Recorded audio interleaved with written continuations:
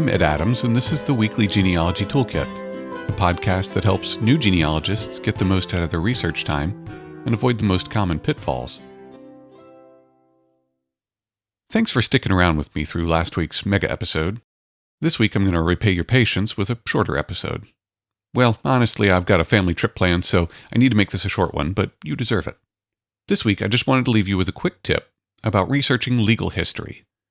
Much of what we deal with on a day-to-day basis in genealogy are either government records or legal documents. Both are governed by a set of laws that provides the outline of how a particular process, to include paperwork, is to proceed. But here we are in 2024, with our own probably limited understanding of how these documents or processes function today. But there's two problems there. Unless you're a government employee involved in that process, or unless you're a lawyer who specializes in that process, you probably don't even really understand how it works today. But almost none of us know how those processes worked in the 18th or 19th century or earlier. It's common to run across language that seems foreign to us when looking at property records, and even probate. Now, I did an episode on probate, so if you skipped it, maybe go back in the back catalog and have a listen. But that's the kind of homework that you need to do on most of your record types if you want to get the most out of them and avoid making some mistakes. Let's take, for example, early property records. Think 18th century and earlier. If you've dabbled in this area, you've probably come across the term lease and release. Typical land sales in the early colonial era were done this way.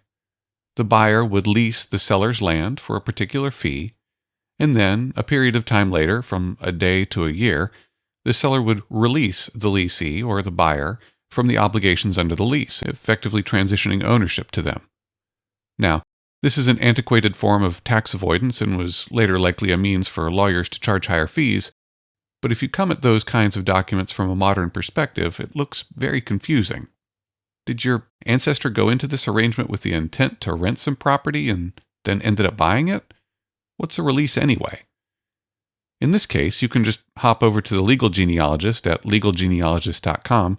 She has a blog post all about this particular thing, but there are dozens, if not hundreds, of these kinds of things that you might come across.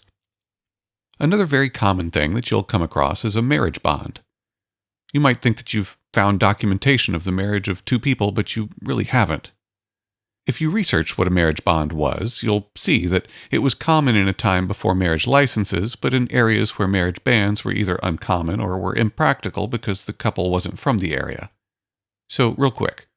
Marriage bans were the practice of announcing an impending marriage in church for several consecutive Sundays to offer up anyone the opportunity to provide a legal objection to the wedding. This only really worked in areas where everyone knew everyone.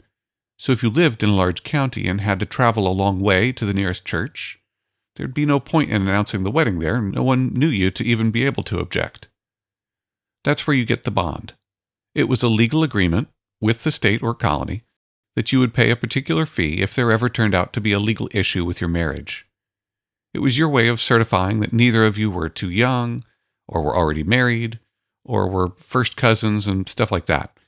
It doesn't actually mean you got married. So how do you research this kind of thing? For the most part, I just use Google. If I see a term like marriage bond that I'm not entirely familiar with, I just Google it. Sometimes it's useful to Google in the context, so I might Google for South Carolina marriage bonds or 18th century colonial marriage bonds. Sometimes with more complex issues, it's useful to look for historic collections of laws for the jurisdiction you're working with, usually at least at a state or colonial level. Now, these are not the sorts of things that come up often on the kinds of sites that Google wants to send you to, so if a simple Google search doesn't seem to be helping you that much, try Google Scholar. Or my personal favorite, look at JSTOR. That's JSTOR. If you aren't familiar with it, JSTOR is a catalog of just about every academic journal out there. It's not entirely free, but you can create a free account and you can read 100 journal articles per month for free. I'm not that voracious of a reader, so the free tier works great for me. If you're a student, faculty, or staff at a university and even some high schools, you can probably access the cost level tiers of JSTOR for free as well under an institutional subscription. There, you can learn more than you would ever want to know about how historic legal processes worked.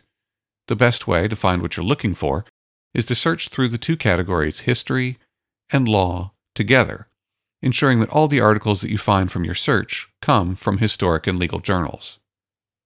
So that's it. I promised you a quick one this week, and I'm a man of my word. So don't just take legal jargon at face value. Look into the history of the resources that you're working with, and you'll get a much better understanding of what you have. Sometimes this understanding can fundamentally change your thoughts about what it means to your family history. I hope you have a great week. Thanks for listening, and I'll see you next time.